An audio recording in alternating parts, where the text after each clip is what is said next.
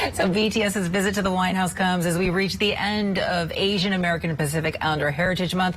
It is a time to celebrate the history and culture and the resilience of Asian Americans. Asian Americans are now the fastest growing racial or ethnic group in the United States. Sadly, though, reports of racially motivated attacks against Asian Americans have been on the rise, increasing 339% last year. With us now to talk about the importance of AAPI Heritage Month is Executive Director of Asian Americans Advancing Justice, Grace Pai. Grace, thank you so much for being with us today. Thanks for having me. So, Grace, this is an important topic of discussion to have, not just for the month of May, but all year round. And I understand that you are behind a movement to make sure that Asian American history is taught in schools. Yes, so last year, Illinois became the first state to require Asian American history to be taught in all public schools. We led this movement from the Midwest, and we're excited to see it grow to other states. I think education is a really, really important way of addressing some of the root causes of the rise in anti-Asian hate that we've seen over the last 2 years. So this is really exciting to hear that you're going to be tackling this issue in schools in Illinois. Is there going to be an opportunity to see this go national? Absolutely. You know, we're working with other states right now. It's very much a state-based effort. You know, I think the political climate around education and around inclusive curriculum right now is very polarized, just like a lot of our other national politics. And so, you know, while the federal context may not be as hopeful, local states have the opportunity to require Asian American history to be taught in public schools, to require ethnic studies, to make sure that the diversity of our communities are truly reflected in classrooms. And so we have been excited to partner with and just be in conversation with groups in other states who are working on similar legislation. And, you know, it's also a municipality effort that anyone, no matter where you are, can talk to their local school district or their local school and work to ensure that the curriculum that students are being taught is more reflective of our diversity. And I want to talk to you about the curriculum in general, because I can tell you that I never heard about anything having to do with Asian American history when I was in elementary school. I studied Asian American studies when I was in college. So I'm going to imagine that the goal here is to get the curriculum into elementary schools. How do you think that would be beneficial at the end of the day? You know, we think that one of the ways of addressing this rise in discrimination and anti-Asian sentiment is to educate our young people about the real and honest history of the United States. Our history is often taught in a really one-sided way right now, and it doesn't tell the full picture of our communities and the different contributions that communities have made.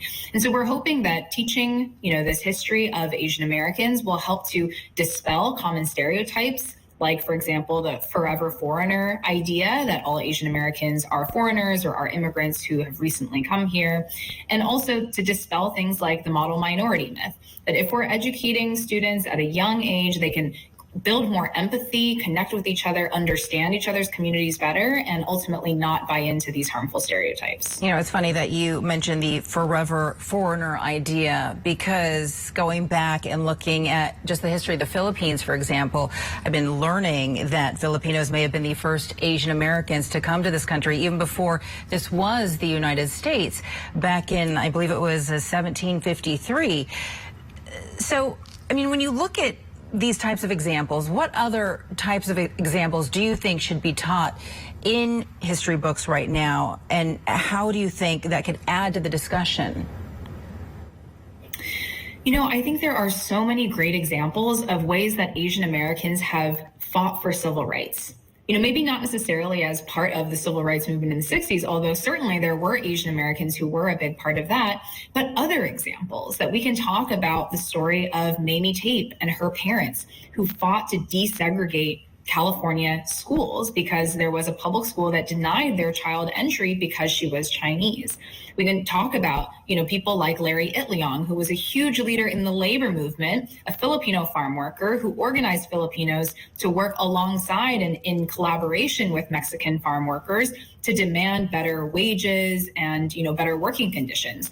People know the name Cesar Chavez, but they don't know the name Larry Itliong. And I think that's because Asian Americans have been invisibilized throughout a lot of our history. history. That's such a great point. That is such a great point, because you don't know Leary Leong. Of course, we've heard of Cesar Chavez when it comes to the farm workers' labor movement. And speaking of being invisible, Asian American representation in so many areas is low at the end of the day. I mean, an example, less than 1% of lawmakers in the United States are AAPI. Less than 5% of film roles in Hollywood go to AAPIs. And then when it comes to crime, 1 in 6 Asian Americans have reported a hate crime. That statistic comes from last year, 2021. So when you hear all of these numbers, Grace, what does this say to you? What do these statistics tell you?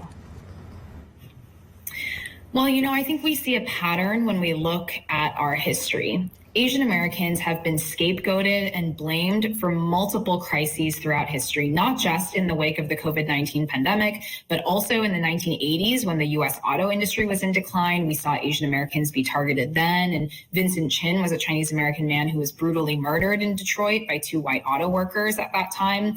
We saw Asian Americans and South Asian, Muslim, and Sikh Americans in particular scapegoated after 9/11. And of course, in the 1800s, when we're talking about Chinese railroad workers, like Chinese workers and immigrants at that time were vilified and were, treated as these disease-bringing threats, to our nation. And so we see a lot of these similar themes throughout history. I think that speaks to the pervasiveness of some of, the structural racism. But when it comes to representation, representation is a start, but it's not enough. And I think one of the reasons we see lack of representation is because of this idea of Asian Americans as the model minority, as submissive, docile, quiet, hardworking workers who won't make waves, who won't make a fuss.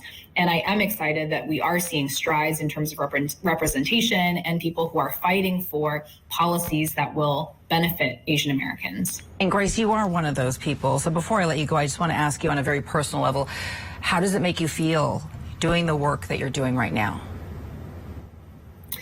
It's hard every day, especially after the Atlanta shooting and, more recently, the Dallas shooting that targeted Korean American women at a hair salon. Of course, the mass shootings in Texas and in Buffalo. I mean, it's a really hard time to maintain hope. But for me, I am just so grateful to be able to, have a livelihood where I get to do something about these big societal issues. Grace Pai is an executive director at Asian Americans Advancing Justice. Grace, thank you so much for your time, your focus, and your dedication to the issue. We do appreciate it. Thank you. Thank you for having me. Coming up next on Newsy Live, we're going to be sharing the story